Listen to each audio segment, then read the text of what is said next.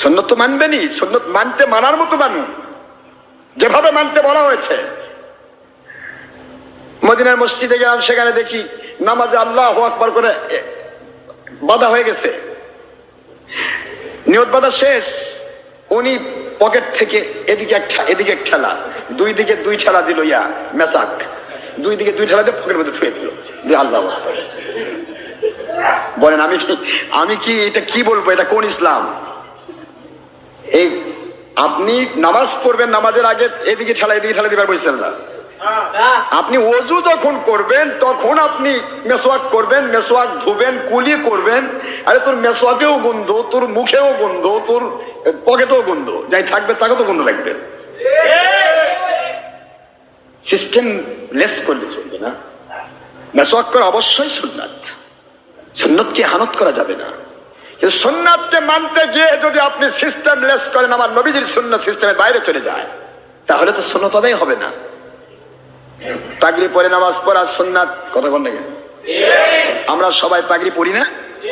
পাগড়ি পরে নামাজ পড়া সুন্নাত শুধু নয়, সামায়ের তিরমিজি সাহেব 40টা বেঁচে হাদিস শরীফে আছে, আমার নবীজি পাক সাল্লাল্লাহু আলাইহি ওয়াসাল্লাম বুঝান, দুনিয়ার মানুষেরা পাগড়ি এমন এক জিনিস, এইটা পরে যদি কেউ নামাজ পড়ে তাহলে তার নামাজের মর্যাদা পাগড়ি ছাড়া মানুষের চাইতে 70 গুণ বাড়িয়ে দেওয়া হয়।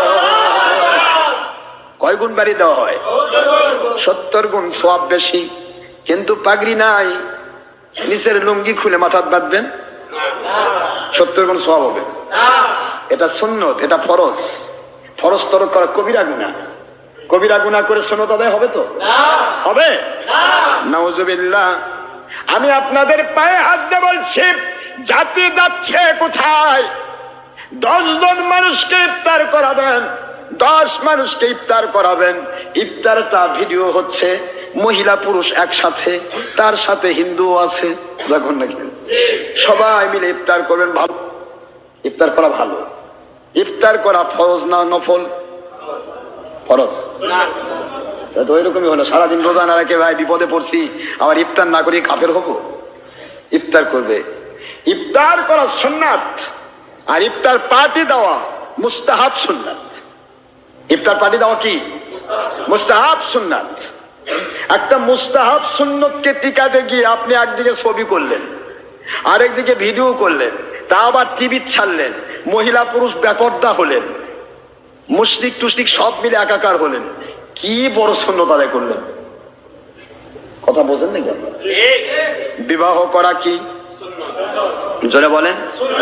বিবাহ করা সুন্নত।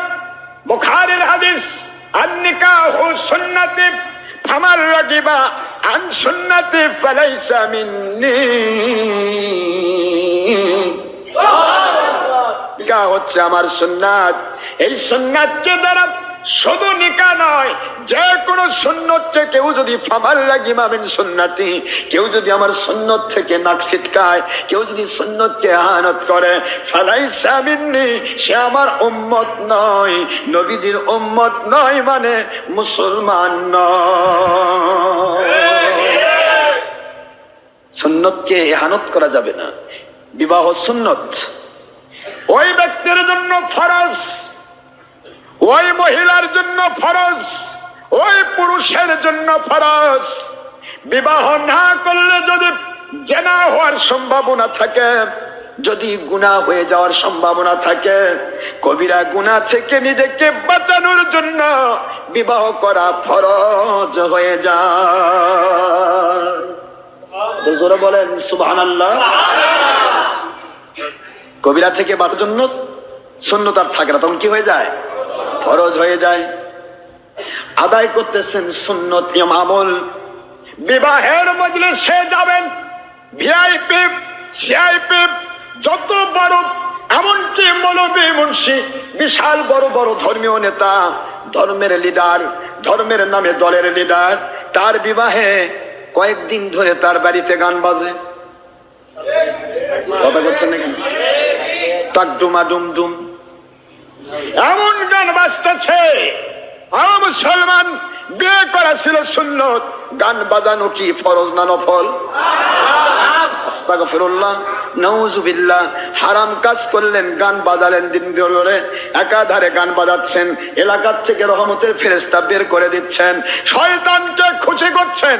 যখনই গান বাজানো হয়, শয়তান যখন চারদিক থেকে ঘোরাঘুরি করে, ওই মানুষের কলজার মধ্যে সঙ্গে সঙ্গে সে বসে পড়ে যায়, কলবের উপর বসে পড়ে যায়।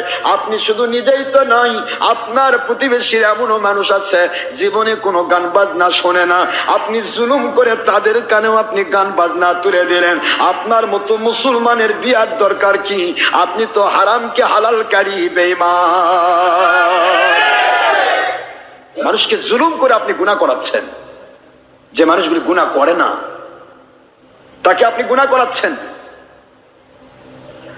মন খারাপ করতেছেন নাকি? বাস্তবতার নিরিখে হালাল হারাম আপনাকে বুঝাই দেওয়ার দায়িত্ব। অজানা জিনিস জানিয়ে দিব, অবোঝা জিনিস বুঝিয়ে দিব। যা বুঝতেন 20 বছর আগে, এখন দলের মাল পানি খায়া ভুলে গেছেন, ভুলে যাওয়া জিনিসটা স্মরণ করে দিব। সংশোধনের উদ্দেশ্যে পারলে মানুন, না পারলে ভাগুন।